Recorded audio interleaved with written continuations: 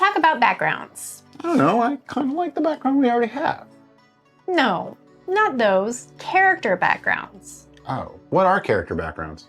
Well, it's something that got implemented in D&D 5th edition, which I really liked, as it gives the character a basis, a start, how they came about in life.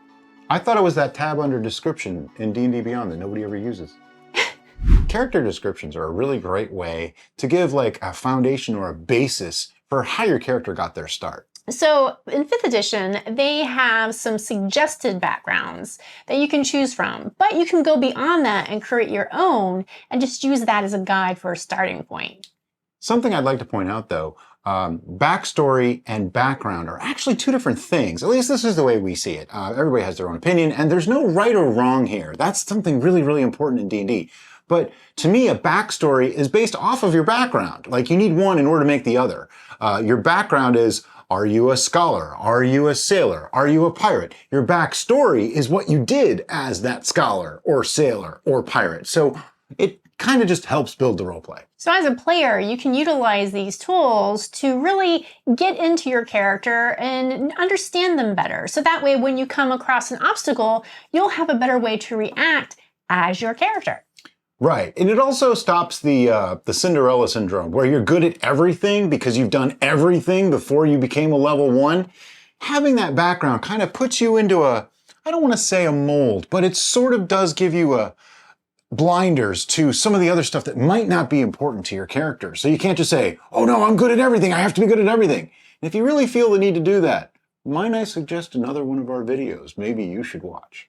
Also, it gives your character some focus, an area of expertise. So they really know this particular topic, and that can be easily transferred to DM side to help engage your characters in your storyline. Now, backgrounds give you usually a tool or a gaming set or an instrument proficiency or a skill, languages, all sorts of things. And each one gives something different. Don't choose just based on the mechanical gain. Choose something that actually is pertinent to your character because you want your DM to use that. It gives you some serious benefits if they utilize that background properly. As a DM, I'm currently running a campaign where the writer of the campaign utilized these character backgrounds and gave them a little extra bonus that worked within the campaign setting. For example, if one of my players chose acolyte, then they would have a special connection within the city if they grew up there, so that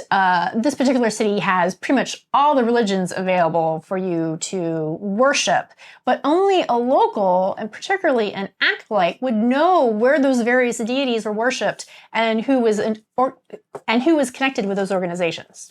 I did not choose to be a local, but I am a cloistered scholar, and therefore I'm being given a little bit of that benefit, not as much as the character who's from there, but a little bit, simply because I chose that as my background and I played that out as my background. My character is essentially a nerdy bookworm.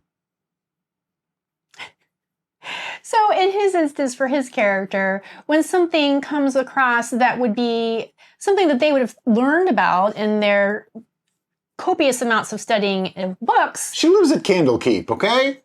Then I would give him advantage on a roll based on that background. Now, of course, this is my choice, but it does encourage my characters, my players, to interact and use their backgrounds rather than just say, oh yeah, I did that thing. There's a strong concept in D&D that the DM is against the players and it's an us or them.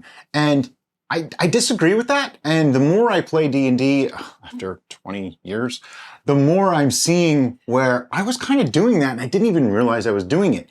But having this background gives your DM kind of like RP fodder to work forward so that this thing that you're really interested in gets to be part of the campaign, rather than don't be the DM that looks at their backgrounds and says, oh, they're good at this. That means I'm going to make sure that doesn't happen. Don't do that. That's just not cool.